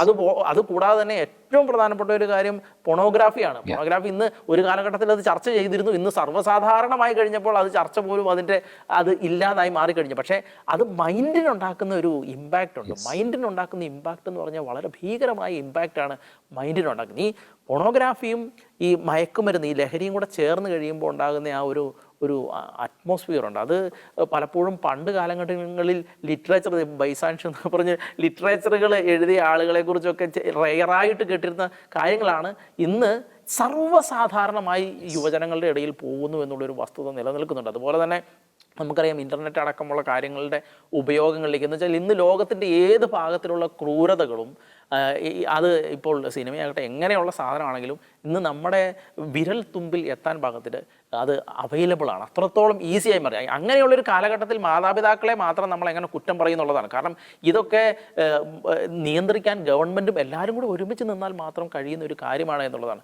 പിന്നെ ഇതിൻ്റെ ഒരു സ്പിരിച്വൽ ആസ്പെക്റ്റിലേക്ക് നമ്മൾ വരുമ്പോൾ, ഒന്ന്, മതങ്ങൾ പണ്ടത്തേതിൽ നിന്ന് മാറി, പണ്ട് അങ്ങനെ ആയിരുന്നു എന്നുള്ള കാഴ്ചപ്പാട് മാറി ഇന്നത്തെ കാഴ്ചപ്പാട് വെച്ച് ഇന്നത്തെ പ്രശ്നങ്ങൾ എന്താണെന്ന് പഠിച്ച് അതിനനുസരിച്ച് ആളുകളുമായിട്ടും യുവാക്കളുമായിട്ടും ഇടപെടാനുള്ള ഒരു രീതി ഉണ്ടാക്കിയെടുക്കണം എന്നുള്ളതാണ് ഏറ്റവും പ്രധാനപ്പെട്ട വസ്തുത എന്ന് പറയുന്നത്. പിന്നെ മതങ്ങളെ വിമർശിക്കുന്ന ആളുകളോട് നമുക്ക് പറയാനുള്ള ഒരു കാര്യം, ഈ പറയുന്ന ലിബറലിസം ആണെങ്കിലും ഈ പറയുന്ന എത്തീസം ഒക്കെ ആണെങ്കിലും ഈ നിരീശ്വരവാദികളൊക്കെ ആണെങ്കിലും അവരുടെ മുന്നിലേക്ക് ഈ കഷ്ടപ്പാടും ബുദ്ധിമുട്ടും വേദനയും അങ്ങനെയുള്ള ആസ്പെക്റ്റുകൾ എത്തുമ്പോൾ ഇവരുടെ ഫിലോസഫിയും വലിച്ചെറിഞ്ഞിട്ട് ഓടി രക്ഷപ്പെടുന്ന കാഴ്ചകൾ മാത്രമേ എവിടെ കണ്ടിട്ടുള്ളൂ. അവരുടെ കയ്യിൽ ഇന്നും സൊല്യൂഷനില്ല, ഒരു സൊല്യൂഷനും ഇല്ല.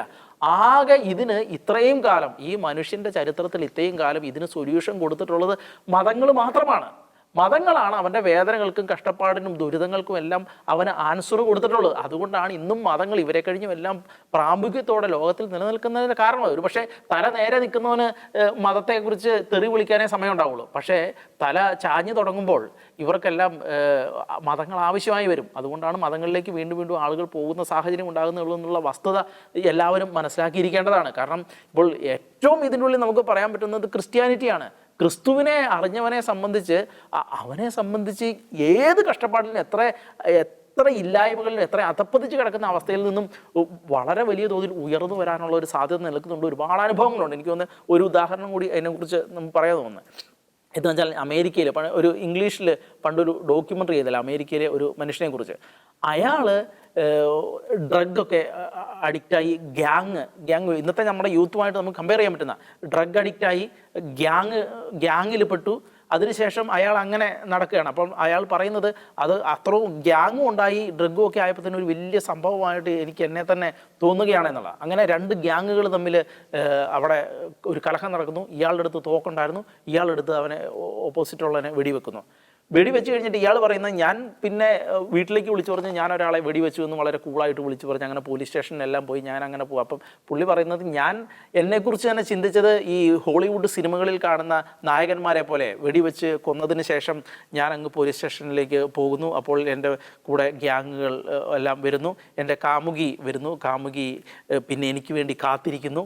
അങ്ങനെയൊക്കെയുള്ളൊരു സിനിമാറ്റിക് സ്റ്റൈലിലാണ് ഞാൻ എന്നെക്കുറിച്ച് തന്നെ ചിന്തിച്ചതെന്ന് പുള്ളി പറയുന്നത്. അതിനുശേഷം പുള്ളി പറയുന്നൊരു കാര്യമുണ്ട്.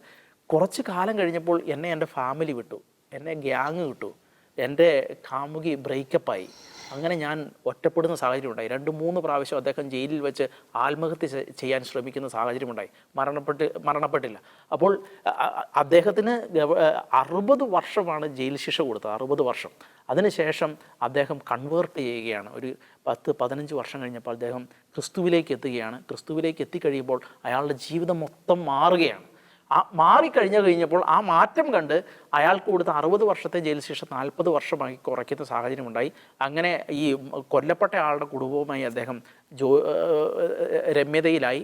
അങ്ങനെ അയാൾ പുറത്തിറങ്ങി. പക്ഷേ അന്നേരം ഏകാന്തതയുണ്ട്. പക്ഷേ അദ്ദേഹം മുന്നോട്ട് പോകുന്നത് ക്രിസ്തുവിലൂടെയാണ്, ക്രിസ്തുവിൻ്റെ സ്നേഹത്തിലൂടെ. എന്ന് വെച്ചാൽ അതിൻ്റെ ഉള്ളിൽ നമ്മുടെ ഇന്നത്തെ യൂത്തിൻ്റെ പല കാര്യങ്ങളും കടന്നു പോകുന്നുണ്ട്. കാരണം ഗ്യാങ്ങിൽ പെടുന്നു, ഇതുപോലുള്ള ഗ്യാങ്ങിൽ പെടുന്ന സാഹചര്യമുണ്ട്, അവരെ ഡ്രഗിൽ പെടുന്ന സാഹചര്യം. ഇതെല്ലാം അവരെ വലിയ സംഭവമാണെന്ന് വിചാരിക്കുന്നു. പിന്നെ ഇവിടെ കുറേ രാഷ്ട്രീയ പ്രസ്ഥാനങ്ങളുടെ പുറകെ നടക്കുന്നവരെല്ലാം കൊലപാതകവും അതും ഇതും എല്ലാം ചെയ്തതിന് ശേഷം അവർ ഹീറോകളായി നടക്കുന്നു. ഇപ്പോൾ നമുക്കറിയാം TP ചന്ദ്രശേഖരൻ്റെ വധത്തിൽ തന്നെ അതിലുൾപ്പെട്ട പ്രതികളെ ജയിലിൽ കിടന്നേ കഴിഞ്ഞ് കൂടുതൽ അവർ പുറത്തിറങ്ങി നടന്ന് പരോളിലും എല്ലാം നടക്കുന്ന സാഹചര്യം, കല്യാണം കഴിക്കുന്ന സാഹചര്യം എന്ന് വെച്ചാൽ വളരെ ഹീറോകളായിട്ട് അവർ നടക്കുന്നു. പിന്നെയും ജയിലിൽ ഇരുന്ന് പുറത്ത് ഓരോ ആക്ടിവിറ്റീസിന് ഇറങ്ങുന്ന സാഹചര്യമുണ്ട്. ഇങ്ങനെയുള്ള സാഹചര്യം നിലനിൽക്കുന്ന ഒരു സമൂഹത്തിൽ എങ്ങനെയാണ് ആളുകൾക്ക് വിശ്വസിച്ച് ജീവിക്കാൻ കഴിയുന്നത്? എങ്ങനെയാണ് മാതാപിതാക്കളെയും കുടുംബങ്ങളെയും നമുക്ക് കുറ്റം പറയാൻ കഴിയുന്നത് തന്നെ? ഏറ്റവും പ്രധാനം ഇവിടുത്തെ രാഷ്ട്രീയം. ഇപ്പം നമ്മൾ ഗാസയിലടക്കമുള്ള തീവ്രവാദികളെ പ്രൊമോട്ട് ചെയ്യുന്ന ഒരു സംസ്ഥാനം, ആ സംസ്ഥാനം എന്ത് മെസ്സേജാണ് ഇവിടുത്തെ പിള്ളേർക്കടക്കമുള്ളവർക്ക് കൊടുക്കുന്നത്? നിങ്ങൾക്ക് ആളുകളെ വേണേൽ കയറി കൊല്ലാം, എന്ത് വേണേലും ചെയ്യാം, കഴുത്തറക്കാം, അത് ചെയ്യാം, ഇത് ചെയ്യാം, അതെല്ലാം ഹീറോയാണ്, അത് ഹീറോയിസമാണ്. അങ്ങനെയുള്ള മെസ്സേജ് കൊടുക്കുന്ന ഒരു സംസ്ഥാനത്ത് എങ്ങനെയാണ് ഡ്രഗ് ഇല്ലാതാവുകയും ആളുകൾ കൊലയും കൊലപാതകവും ഇല്ലാതെ ജീവിക്കാൻ കഴിയുന്നതെന്നാണ് ആളുകൾ ചിന്തിക്കുന്നത്. ഇപ്പം നമുക്ക് പോപ്പുലർ ഫ്രണ്ട് ഇടതുപക്ഷത്തിൻ്റെ കാലത്താണ് പോപ്പുലർ ഫ്രണ്ട് വളർന്ന് വലിയ ആളുകളായി ഇവിടെ കൊലപാതകം നടത്തുന്ന സാഹചര്യം ഉണ്ടായി. പക്ഷേ പോപ്പുലർ ഫ്രണ്ട് റൂട്ടഡായ അവരുടെ റൂട്ടിങ് എപ്പോഴാണ് നടന്നത്? അത് ഉമ്മൻചാണ്ടി സർക്കാരിൻ്റെ കാലത്താണ്, കോൺഗ്രസ് ഭരിച്ച സർക്കാരത്താണ്. അത്തരം ക്രൈസിസിൽ നിന്ന് ആ കാലഘട്ടത്തിലാണ് ഇവർക്ക് ഫണ്ടും വന്ന് എല്ലായിടത്തുനിന്നും ഫണ്ടും വന്ന് റൂട്ടഡായി. എന്ന് വെച്ചാൽ ഇവിടുത്തെ ഇടതുപക്ഷവും വലതുപക്ഷവും ഒരേപോലെ അരാജകത്വത്തിലേക്ക് സംസ്ഥാനത്തെ നയിക്കുകയും സ്വന്തം രാഷ്ട്രീയ നേട്ടങ്ങൾക്ക് വേണ്ടി മാത്രം ജീവിക്കുകയും അതിനുവേണ്ടി മാത്രം നിലകൊള്ളുകയും ചെയ്യുന്നതിൻ്റെ അടിസ്ഥാനത്തിലാണ് ഈ സമൂഹം ഇതുപോലെ അധപ്പതിച്ച് പോകുന്ന സാഹചര്യം ഉണ്ടാകുന്നത്. ഇവിടെ എത്ര അനീതി കാണിച്ചാലും, ഇപ്പോൾ ജോലി കിട്ടണമെന്നുണ്ടെങ്കിൽ ഏതെങ്കിലും രാഷ്ട്രീയ പ്രസ്ഥാനങ്ങളുടെ കൂടെ ഒന്ന് തോന്നിയാസം കാണിച്ചാൽ അവന് ജോലിയാണ്. ഇവിടെ നേരെ ചൊവ്വേ പഠിക്കുന്നവന് ജോലിയില്ല. അതുപോലെ തന്നെ ഏതെങ്കിലും രാഷ്ട്രീയ പ്രസ്ഥാനങ്ങളുടെ കൂടെ നിന്ന് തല്ലും പിടിയും ബഹളം ഉണ്ടാക്കി എന്ത് തോന്നിയാസം കാണിച്ചാലും അവനൊരു കുഴപ്പമില്ല. ആ പാർട്ടി വന്നു കഴിയുമ്പോൾ അവന് പുറത്തിറങ്ങി വിലസി അവന് രാഷ്ട്രീയത്തിൽ വരാൻ, രാഷ്ട്രീയത്തിൽ വന്നേച്ച് എത്ര ക്രിമിനൽ കേസുകളിൽ പെട്ടാലും അവന് രാഷ്ട്രീയക്കാരനാകാം, അവന് നേതാവാകാം. അപ്പോൾ ഇങ്ങനെയൊക്കെ ഒരു സാഹചര്യം നിലനിൽക്കുന്ന ഒരു സംസ്ഥാനത്ത് ഇതുപോലെ അധപതനത്തിലേക്ക് പോകുന്നു എന്ന് വെച്ചാൽ ഈ പോക്ക് കണ്ടു കഴിഞ്ഞാൽ നമുക്ക് തോന്നുന്നു ലാറ്റിൻ അമേരിക്കയിലെ പല രാജ്യങ്ങളിലും ഇതുപോലെയാണ്. ഗ്യാങ്ങുകളും അവിടുത്തെ ഗുണ്ടകളും എല്ലാമാണ് അവിടുത്തെ നാട് ഭരിക്കുന്നത്. അവിടെ കൃത്യമായ ഗവൺമെൻറ് ഇല്ല. അവിടുത്തെ ജനങ്ങൾ ദുരിതത്തിൽ നിന്ന് ദുരിതത്തിലേക്ക് പോകണം. ഇതുപോലെ കൊലപാതകങ്ങളും ഗ്യാങ് അടക്കമുള്ള കാര്യങ്ങളും നടക്കുന്നു. അപ്പോൾ ഇങ്ങനെയുള്ള അവസ്ഥ കേരളത്തിലേക്ക് വരാൻ പോകുന്നതിൻ്റെ സൂചന എന്നല്ല, ഒരു പരിധി വരെ എത്തിക്കഴിഞ്ഞിരിക്കുന്നു. ഇനിയും ഈ രാഷ്ട്രീയ പ്രസ്ഥാനങ്ങൾ ഇതുപോലെയാണ് പോകാൻ ഉദ്ദേശിക്കുന്നതെങ്കിൽ ഈ നാട്ടിൽ സമാധാനം ആഗ്രഹിക്കുന്ന ജനങ്ങൾ ഇതുപോലുള്ള രാഷ്ട്രീയ പ്രസ്ഥാനങ്ങളെയാണ് ഇനിയും പ്രൊമോട്ട് ചെയ്യുന്നത് എങ്കിൽ ഈ നാട് ഇനിയും അധപതനത്തിൽ നിന്ന് അധപതനത്തിലേക്ക് മാത്രമേ പോകുള്ളൂ. ഇതുപോലുള്ള കൂട്ടക്കൊലകൾ ഇനിയും കേൾക്കാൻ വേണ്ടി നമ്മുടെ ചെവികൾ തുറന്നിരിക്കുക അല്ലാതെ വേറെ നിവർത്തിയില്ല എന്ന് മാത്രമേ നമുക്ക് പറയാൻ കഴിയുകയുള്ളൂ. അതിനകത്ത് ഒന്ന് രണ്ട് കാര്യം കൂടി പറയാൻ ആഗ്രഹിക്കും. ഇപ്പോൾ റോബിൻ പറഞ്ഞു നിർത്തിയൊരു പോയിന്റ്, ഇപ്പം രാഷ്ട്രീയ പാർട്ടികളായിക്കോട്ടെ, ഇവിടുത്തെ രാഷ്ട്രീയ നേതാക്കളായിക്കോട്ടെ, ഈ കൊലപാതകം ചെയ്യുന്നവരെ പലപ്പോഴും ഒരു ഹീറോ പരിവേഷം കൊടുക്കുന്നുണ്ട്. ഇപ്പോൾ രാഷ്ട്രീയ കൊലപാതകങ്ങൾ ചെയ്യുന്നവരെ വലിയ ഹാരാർപ്പണം നടത്തി സ്വീകരിക്കുന്ന ഒരു സ്ഥിതിവിശേഷം അത് ഇവിടുത്തെ വളരുന്ന തലമുറ കൃത്യമായിട്ടും കാണുന്നുണ്ട്. അപ്പോൾ നമുക്കറിയാം ഇപ്പോഴത്തെ ഒരു തലമുറയുടെ ഒരു മെയിൻ പ്രശ്നം എന്ന് പറയുന്നത് അവർ അംഗീകാരം ആഗ്രഹിക്കുന്നുണ്ട്, അല്ലെങ്കിൽ ശ്രദ്ധ പിടിച്ചു പറ്റാൻ ആഗ്രഹിക്കുന്ന വ്യക്തികളാണ്. പക്ഷേ അവരുടെ ചിന്താ മണ്ഡലത്തെ പോസിറ്റീവ് സെൻസിലേക്ക് നയിക്കാൻ പലപ്പോഴും അത് പറ്റുന്നില്ല. അത് പരാജയപ്പെട്ടു പോകുന്നു. അത് ഏത് സംവിധാനമായിക്കോട്ടെ പരാജയപ്പെട്ടു പോകുന്നു. അപ്പോൾ അവർ ശ്രദ്ധ പിടിച്ചു പറ്റാൻ വേണ്ടി തങ്ങൾക്കൊരു ഹീറോയിക് പരിവേഷം പലപ്പോഴും തങ്ങളുടെ പിയർ ഗ്രൂപ്പിൽ നിന്ന് അല്ലെങ്കിൽ തങ്ങളായിരിക്കുന്ന മേഖലകളിൽ നിന്ന് തങ്ങൾക്ക് വേണ്ടത്ര അംഗീകാരം ലഭിക്കുന്നില്ല. അപ്പോൾ ഇവർ കാണുന്നത് ഈ നാട്ടിൽ അംഗീകാരം ലഭിക്കുന്നത് ഈ മോഷണം ചെയ്യുന്നവർക്കും പിടിച്ചുപറി ചെയ്യുന്നവർക്കും കൊലപാതകം ചെയ്യുന്നവർക്കൊക്കെയാണ്. ഇപ്പോൾ റോബിൻ പറഞ്ഞ പോലെ ഈ ഹമാസ്, ഈ മനുഷ്യപ്പിശാചുക്കൾ, അവിടെ നിരപരാധികളെ പിച്ചു ചീന്തിയവരെയാണ് ഇവിടെ പോരാളികളെന്ന് വിശേഷിപ്പിക്കുന്ന ഒരു നാടാണ്. അപ്പോൾ അവരെ പോരാളികളെന്ന് വിശേഷിപ്പിക്കുകയാണെങ്കിൽ ഇത് ചെയ്താൽ എന്താ കുഴപ്പം? നമുക്കറിയാം ഇപ്പോൾ ഈ ഗ്രീഷ്മയുടെ കേസ് തന്നെ, ഗ്രീഷ്മ പറഞ്ഞൊരു വാചകമുണ്ട്. ഈ കഷായം കൊടുത്ത് കൊലപ്പെടുത്തിയ, സ്വന്തം ആൺസുഹൃത്തിനെ കൊലപ്പെടുത്തിയ ഗ്രീഷ്മ 38 വയസ്സ് വരെ മാക്സിമം ഒരു ജീവപര്യന്തം എനിക്ക് കിട്ടും, അതിനുശേഷം എനിക്ക് കൂളായിട്ട് ജീവിക്കാം, ആ മനസ്ഥിതിയിലേക്ക് കാര്യങ്ങൾ പോകുന്നുണ്ട്. ഇനി രണ്ടാമത്തെ വലിയൊരു അപകടം ഇവിടെ സംഭവിക്കാൻ പോകുന്നത്, ഇനി മലയാളികൾ പലപ്പോഴും ഈ കൺമുൻപിൽ തന്നെ ഒരു കുറ്റകൃത്യം കണ്ടു കഴിഞ്ഞാൽ, അല്ലെങ്കിൽ ഒരു കൊള്ളരുതായ്മ കണ്ടു കഴിഞ്ഞാൽ മലയാളികളുടെ ഒരു പ്രതികരണ ശേഷി നഷ്ടപ്പെട്ടു പോകുന്ന രീതിയിലേക്ക് പോയി. എന്തിനാ വെറുതെ പുലിവാല് പിടിക്കുന്നത്? നാളെ ഇവർ മറ്റേ വാളും ചുറ്റികയും അല്ലെങ്കിൽ കത്തിയൊക്കെ ആയിട്ട് എൻ്റെ വീട്ടിൽ വെറുതെ എന്തിനാ നടക്കട്ടെ, സൈഡിൽ കൂടെ നടക്കട്ടെ, ഞാൻ എൻ്റെ സൈഡിൽ കൂടെ. അപ്പോൾ അങ്ങനെ ഒരു ഒറ്റപ്പെട്ട തുരുത്തുകളായിട്ട് പ്രതികരണ ശേഷി നഷ്ടപ്പെടുന്ന ഒരു സമൂഹമായിട്ട് മലയാളി പോകുമെന്നൊരു കാര്യത്തിൽ യാതൊരു തർക്കവുമില്ല. വേറൊരു പ്രധാനപ്പെട്ട കാര്യം നമ്മളൊന്ന് പരാമർശിച്ച് പോകേണ്ടത് നല്ലതാണ്. ഈ സിനിമ, ഇപ്പോഴത്തെ സിനിമയ്ക്ക് വന്ന വലിയൊരു മാറ്റം. പണ്ട് കാലത്തെ സിനിമയൊക്കെ നമുക്കറിയാം, നായകൻ തീർച്ചയായിട്ടും കുറ്റകൃത്യങ്ങൾ പലപ്പോഴും ചെയ്യുന്ന പല സിനിമകളും ഉണ്ടായിട്ടുണ്ട്. പക്ഷേ അറ്റ് ദി എൻഡ് പല സിനിമകളും നമുക്കറിയാം ആ കുറ്റകൃത്യം ചെയ്തത് മൂലം ആ നായകൻ്റെ വീട്ടിലുണ്ടാകുന്ന ഒരു ഇമ്പാക്റ്റ്, ആ സമൂഹത്തിൽ സൃഷ്ടിക്കുന്ന ഇമ്പാക്റ്റ്, നായകന് തന്നെ ഉണ്ടാകുന്ന ഒരു പശ്ചാത്താപം, ആ ഒരു സങ്കടം, ആ ഒരു വിഷമം, അതായിരിക്കും അറ്റ് ദി എൻഡ് ഒരു ക്ലൈമാക്സിൽ കാണിക്കുന്നത്. പക്ഷെ ഇന്നെന്താണ് സംഭവിക്കുന്നത്? കുറ്റകൃത്യം ചെയ്യുന്ന നായകൻ വലിയ വീര പരിവേഷം കിട്ടുന്നു, അല്ലെങ്കിൽ ഈ ചീത്ത വാക്കുകൾ ഉപയോഗിക്കുന്നവർക്ക് കൈയടി കിട്ടും. നമുക്കറിയാം ചുരുളി പോലത്തെ സിനിമ നമുക്കറിയാം. ഈ തല്ലുമാല കണ്ട് എത്രയോ തല്ല് രംഗങ്ങളാണ് നമ്മുടെ വിദ്യാലയങ്ങളിലൊക്കെ നടക്കുന്നത്. ആവേശം സിനിമ അത് കണ്ട് എത്രയോ കൗമാരക്കാരാണ് ഗുണ്ട ഗ്യാങ്ങിനൊപ്പം നടന്നു. ഇഷ്ടംപോലെ വാർത്തകൾ നമ്മൾ കണ്ടത്. നമ്മുടെ തൃശ്ശൂർ തന്നെ പോലീസ് പബ്ലിക്കായിട്ട് ഈ ഗുണ്ട ഗ്യാങ്ങിനൂടെ ഗുണ്ട നേതാവിൻ്റെ ബർത്ത്ഡേ ആഘോഷിച്ച കുട്ടികളെയൊക്കെ നിയമ നടപടികൾ സ്വീകരിക്കുന്ന ഒരു സ്ഥിതിവിശേഷം. അപ്പം അത്തരം ഒരു മനോഭാവത്തിലേക്ക് പോകുന്നു. അത്തരം മനോഭാവത്തിലേക്ക് പോകാനുള്ളൊരു കാരണം എന്ന് പറയുന്നത് ഇതൊക്കെ കണ്ട് കൈയടിക്കുന്ന ഒരു സമൂഹം ഇവിടെ വളർന്നു വരുന്നുണ്ട്. ഇനി മറ്റൊരു കാര്യം കൂടി നമുക്ക് പറയാൻ ആഗ്രഹിക്കുന്നത്, നമുക്ക് റോബിൻ പറഞ്ഞ ഒരു ഇൻ്റർനെറ്റിൻ്റെ ഒരു ഉപയോഗം, അതിൻ്റെ ഒരു പാറ്റേൺ നമുക്ക് പരിശോധിക്കുന്നത് നല്ലതാണ്. നമുക്ക് ഇൻ്റർനെറ്റ് കേരളത്തിൽ വ്യാപകമായ ഒരു സമയത്ത് കുട്ടികളൊക്കെ ഇൻ്റർനെറ്റ് യൂസ് ചെയ്തിരുന്നത് ഇൻ്റർനെറ്റ് കഫേ പോയിട്ടാണ്, അല്ലേ? അതിനുശേഷം ഒരു ബ്രോഡ്ബാൻഡ് യുഗം വന്നു. ആ ഒരു കാലഘട്ടത്തിൽ നമ്മുടെ വീടിൻ്റെ ഒരു സെൻട്രൽ പോയിന്റിൽ എല്ലാവർക്കും കാണുന്ന രീതിയിലൊരു കമ്പ്യൂട്ടറുണ്ട്, അവിടെ ഇരുന്ന് കുട്ടികൾ ഇത് ഇൻ്റർനെറ്റ് യൂസ് ചെയ്യുന്നു. പിന്നെ ഒരു ഡാറ്റയുടെ ഒരു യുഗത്തിലേക്ക് വന്നപ്പോൾ ഒരു ഡാറ്റ യൂസേജ്, മൊബൈലിൽ ഡാറ്റ അവൈലബിൾ ആണ്, പക്ഷേ വലിയ ഒരു 2 GB കൂടുതലുള്ള നെറ്റൊന്നും സാധാരണക്കാർക്ക് യൂസ് ചെയ്യാൻ പറ്റത്തില്ല. പിന്നെയാണ് നമ്മുടെ ഈ ജിയോയുടെയും ഈ ഫ്രീ നെറ്റിൻ്റെയൊക്കെ ഉപയോഗം വന്നത്. അതിനുശേഷം കൊറോണ വന്നു. അതിനുശേഷം എന്താണ് സംഭവിച്ചത്? മൊബൈലിൽ ഏത് അശുദ്ധിയും അല്ലെങ്കിൽ ഏത് അധാർമികതയും ഇഷ്ടം പോലെ കുട്ടികളുടെ കയ്യിൽ ലഭ്യമാണ്. ഞാനിത് പറയാനുള്ളൊരു കാര്യം എന്ന് പറയുന്നത്, നമ്മുടെ ഒരു കുട്ടിയുടെ കയ്യിൽ ഒരു കത്തി ഉണ്ടെങ്കിൽ, അല്ലേ, മാതാപിതാക്കൾ കൃത്യമായിട്ടും പറയും, മോനെ അത് സൂക്ഷിച്ച് യൂസ് ചെയ്യണം, അല്ലെങ്കിൽ ആ പരിസരത്തേക്ക് പോകരുത്. അല്ലെങ്കിൽ ഒരു കുട്ടി ഒരു കാട്ടിലേക്ക്, ഒരു കുറ്റിക്കാട്ടിലേക്ക് കയറി പോകണം, മോനെ പോകരുത്, അത് പാമ്പുണ്ട്, സൂക്ഷിച്ച് പോകണം. ഇതിനേക്കാൾ വലിയൊരു കത്തിയാണ് ഇന്ന് കുട്ടികളുടെ കയ്യിലിരിക്കുന്നത്, ഈ മൊബൈൽ എന്ന് പറയുന്നത്. അതിനെപ്പറ്റി എത്രമാത്രം ഒരു അവബോധം, ഒരു ധാരണ, അതിനെപ്പറ്റിയുള്ള ജാഗ്രത മാതാപിതാക്കൾ കൊടുക്കാൻ സാധിക്കുന്നുണ്ട്. അത് നമുക്ക് മാതാപിതാക്കളെയും കുറ്റം പറയാൻ സാധിക്കില്ല. പലപ്പോഴും മാതാപിതാക്കൾ തങ്ങളുടെ കുട്ടികളെ മൊബൈലൊക്കെ യൂസ് ചെയ്ത് കാണുമ്പോൾ വലിയ വീരപരിവേഷം, കാരണം ഒരു ഓൾഡ് ജനറേഷനാണ്. എൻ്റെ കുട്ടി ഇത് മൊബൈലിൽ ഇത് ടച്ച് സ്ക്രീനിൽ ഇത് കാണിക്കുന്നു, അത് കാണിക്കുന്നു, അവനാണ് ഇത് അയച്ചു തന്നത്, ഭയങ്കര ഒരു ഹീറോയിക് പരിവേഷമാണ്. പക്ഷേ അതിൻ്റെ അപ്പുറം അതിൻ്റെ ഒരു ചതിക്കുഴികളെക്കുറിച്ചൊരു വേണ്ടത്ര ഒരു ജാഗ്രത കൊടുക്കുന്നത് നമ്മുടെ വിദ്യാലയങ്ങൾ പരാജയപ്പെട്ടു പോകുന്നുണ്ടോ, നമ്മുടെ നമ്മുടെ കുടുംബങ്ങൾ പരാജയപ്പെട്ടു പോകുന്നുണ്ടോ എന്നൊരു ചോദ്യം അവിടെ അവശേഷിക്കുന്നുണ്ട്. മറ്റൊരു കാര്യം എന്ന് പറയുന്നത്, എന്ന് നമ്മുടെ വിദ്യാലയത്തിൽ നിന്നും ഈ വടി എടുത്തു മാറ്റപ്പെട്ടു അന്ന് നമ്മുടെ ഒരു അപജയം ആരംഭിച്ചിട്ടുണ്ട്. നമുക്കറിയാം അതിനൊരു വടിക്ക് ഗുണവും ദോഷവുമുണ്ട്. പക്ഷേ ഗുണപരമായിട്ടുള്ള ചില കാര്യങ്ങളുണ്ട്. വടി കൊടുത്ത് അല്ലെങ്കിൽ വടി മേടിച്ച് അല്ലെങ്കിൽ അടി മേടിച്ച് വളർന്ന ഒരു വ്യക്തിയും ജീവിതത്തിൽ പരാജയപ്പെട്ടു പോയിട്ടില്ല എന്നുള്ളത് കാര്യം യാഥാർത്ഥ്യമാണ്. ചില വ്യത്യസ്തമായിട്ടുള്ള അനുഭവങ്ങളും ഉണ്ടായിട്ടുണ്ട്. പക്ഷേ അതിനൊരു അടുക്കും ചിട്ടയും ഉണ്ടായിരുന്നു. ഇന്ന് അധ്യാപകരെ ഭയക്കാത്ത ഒരു തലമുറ ഇന്ന് വളർന്നു വരുന്നു. ഇനി ഈ കുട്ടികൾക്ക് ആരെയാണ് ഭയം? മാതാപിതാക്കളെ ഭയമില്ല, അധ്യാപകരെ ഭയമില്ല, നിയമപാലകരെ ഭയമില്ല. ഒരു കൗമാരക്കാരൻ തന്നെ ഒരു എസ്ഐനെ കഴുത്തിന് പിടിച്ച് നിലത്തിട്ടടിക്കുന്ന സംഭവം വരെ ഉണ്ടായി. പിന്നെ ഇവർക്ക് ആരെയാണ് ഭയം? മതത്തെ ഭയമില്ല. ഭയമില്ലാത്തൊരു തലമുറ വളർന്നു വരുന്നു. അത് ഭയാനകമായിട്ടുള്ളൊരു സാഹചര്യം കേരളത്തിൽ സൃഷ്ടിക്കുന്നു. ഇതിൽ നമുക്ക് ലാസ്റ്റ് ഒന്ന് പറഞ്ഞു നിർത്താം ജോജി. ക്രൈസ്തവ സമുദായത്തിന് വലിയൊരു പങ്ക് ഇവിടെ വഹിക്കാനില്ല. നമുക്ക് റോബിൻ പറഞ്ഞ വളരെ പ്രസക്തമായൊരു കാര്യമാണ്. ലാറ്റിൻ അമേരിക്കൻ രാജ്യങ്ങളിലൊക്കെ മയക്കുമരുന്ന് ഗ്യാങ്ങുകളും അത്തരം കാര്യങ്ങളൊക്കെ വ്യാപിച്ചപ്പോൾ അവിടെ ക്രൈസ്തവ സമുദായം ഏറ്റെടുത്തൊരു പ്രവാചക ദൗത്യമുണ്ടായിരുന്നു. സമുദായ നേതൃത്വം ഏറ്റെടുത്തൊരു പ്രവാചക ദൗത്യമുണ്ടായിരുന്നു. ഈ മാറുന്ന കേരളത്തിൻ്റെ ഒരു സാഹചര്യത്തിൽ കേരളത്തിലെ ഒരു ക്രൈസ്തവ സമുദായത്തിന്, സ്പിരിച്വലിയാണ് ഞാൻ പറയുന്നത്, സ്പിരിച്വലി വലിയൊരു പങ്ക് വഹിക്കാനില്ലേ?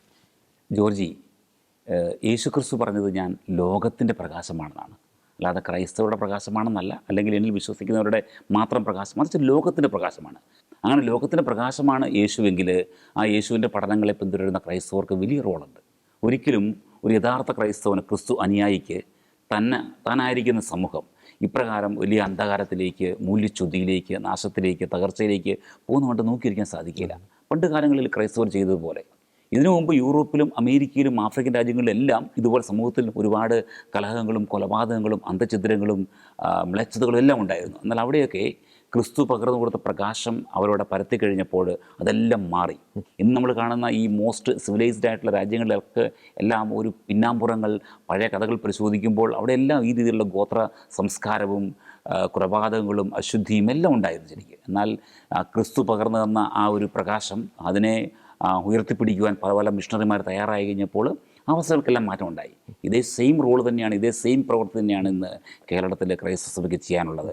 ശരിക്കും ഇത്തരത്തിലുള്ള ഒരു അവസ്ഥയിൽ ക്രിസ്തുവിൻ്റെ പഠനങ്ങളെ മുറുകെ പിടിച്ചുകൊണ്ട് ആ രീതിയിൽ ജീവിച്ച് കാണിച്ചു കൊടുക്കുക, അതിനെക്കുറിച്ച് സംസാരിക്കുക, ധീരമായി പ്രവർത്തിക്കുക, ക്രിസ്തുവിനോട് പ്രാർത്ഥിക്കുക, ഈ രീതിയിലുള്ള പ്രവർത്തനങ്ങൾ കൊണ്ട് വലിയ മാറ്റങ്ങൾ ഉറപ്പായിട്ടും വരുത്താൻ സാധിക്കും. എന്നാൽ നമ്മൾ തന്നെ പലപ്പോഴും തളർന്നു പോവുകയാണ് ചെയ്യുന്നത്. അല്ലെങ്കിൽ ഇതൊന്നും നമ്മുടെ ഒരു ഡ്യൂട്ടിയല്ല, നമ്മൾ ചെയ്യാനുള്ള ഒരു കോർ ഡ്യൂട്ടിയിൽ നിന്ന് പലപ്പോഴും ഞാനും നമ്മൾ ആ ഒരു ഈ വിശ്വാസ സമൂഹം അകന്നു പോകുന്ന ഒരു അവസ്ഥയുണ്ട്.